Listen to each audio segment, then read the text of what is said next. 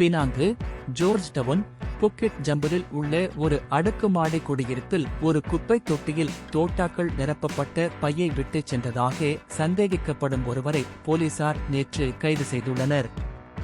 46 வயது ஆடவர் கடந்த ஆண்டு சுத்தம் செய்து ஒரு வீட்டில் தோட்டாக்களை கண்டதாக கூறினார் என்று தைமூர் லா துணை போலீஸ் தலைவர் லீ சுவிசே கூறினார்.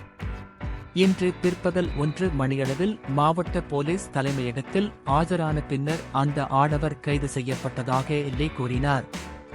விசாரணையைத் தொடர்ந்து அதிகாரிகளை தொடர்பு கொள்வதற்கு முன்பு தோட்டாக்கள் அடங்கிய பையை அப்புறப்படுத்துவதற்காக சம்பவ இடத்தில் விட்டுச் சென்றதாக அந்த நபர் ஒப்புக்கொண்டார் என்று அவர் ஒரு அறிக்கையில் தெரிவித்தார்.